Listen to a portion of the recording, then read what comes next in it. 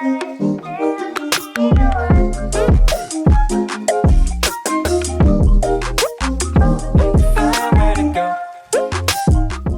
guys, so today I'm going to be showing you a super awesome looking card trick, and this is what it looks like. So over here we have a deck of cards which we can go ahead and give a quick shuffle, just like this.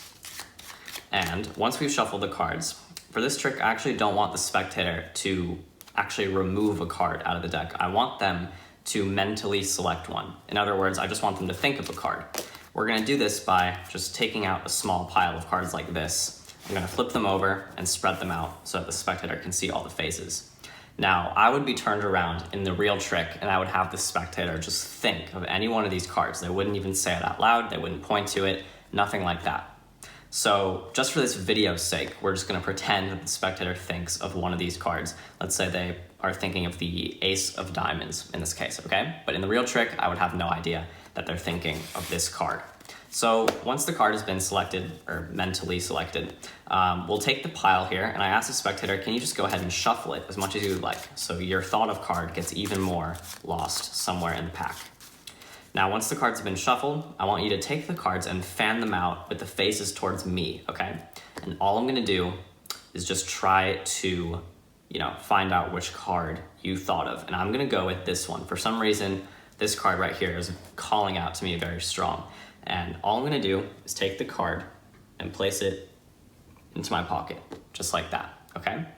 So for the first time, I actually want the spectator to name the card that they were thinking of. So in this case, the card they were thinking of was the Ace of Diamonds. So I tell them, can you go ahead, take the packet, and just flip it over, just like this.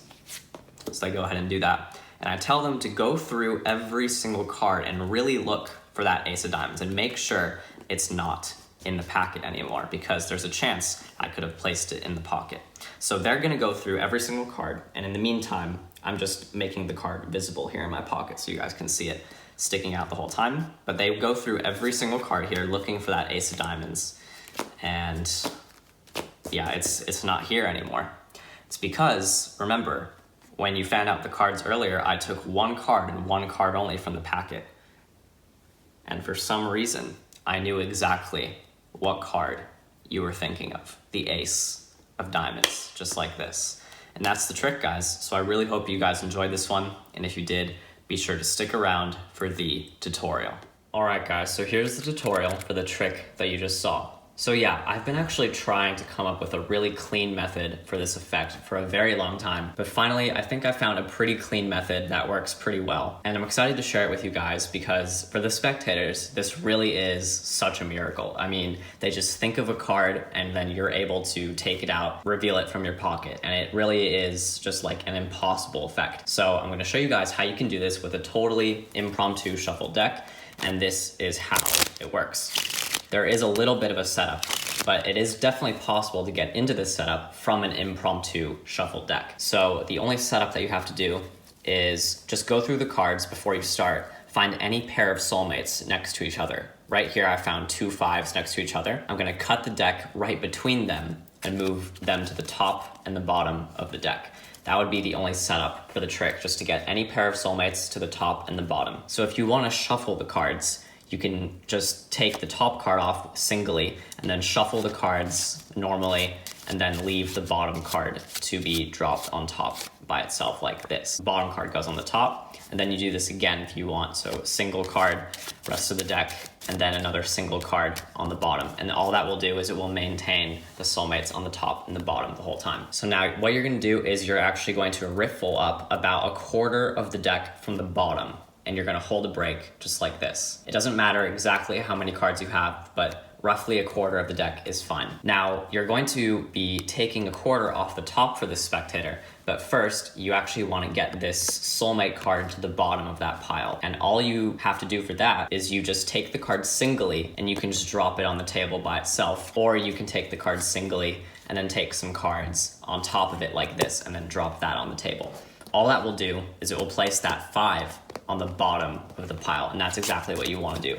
So either way, you can just drop the card and then drop cards on top of it. Doesn't really matter. But you're gonna do this until you reach about a quarter of the deck and then just stop. You take the cards, flip them over on the table, and spread them out from right to left. That's very important that you do it in that direction. Now, what you're gonna do as the magician is turn away. You really are going to turn your head because you don't want to actually look at these cards, because you want the spectator to assume that all these cards are just random and that they're going to be able to choose a thought of card without you knowing what it is. And here's the one little subtlety that makes this next part of the trick so good, is you say, so I want you to think of any card. Don't think of the top or the bottom card though, because that would be too obvious. I want you to think of something in the middle. So when you say the words, don't think of the top or bottom card, the spectator is automatically going to look at what the top and bottom cards are, and they're going to see this red 5. They're just gonna remember a red 5, and then they're just gonna keep that in their, subconscious memory that there's a red 5 on the bottom. But now they're really going to think of any card here in the middle. Let's just say for the tutorial's sake, they think of the ace of spades. But of course, you being the magician, you would have no idea what card they're thinking of. So now what you're gonna do is hold your hand down on the 5, and you're gonna pick the cards up from right to left, just like this. And now this part does rely heavily on misdirection, because I'm sure if you guys were watching the performance, you probably caught this part while watching the video, but I promise you guys in real life, this will totally fly by spectators. All you have to do is square up the cards, you put the cards on top of the deck, and immediately take all the cards from your break, and you're just gonna set them down on the table.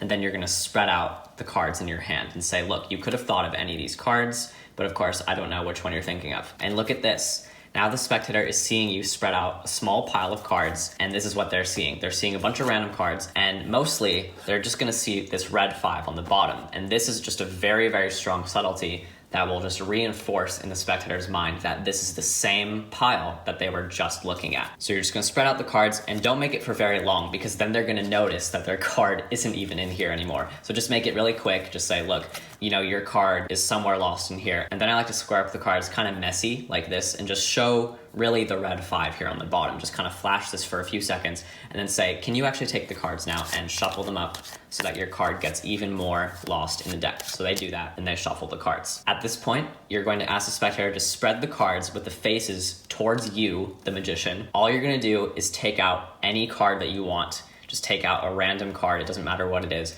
But actually, you don't wanna take out the red 5 wherever it is. So leave the red 5 in here. Just take out any card besides the red 5. I always want to keep that red 5 in here just because this is the only indication that it's the same packet as before. So you just want to keep this card in here at all times, and that will just maintain the consistency throughout this trick. So you can really take out any card you want. I'm just going to take out this card.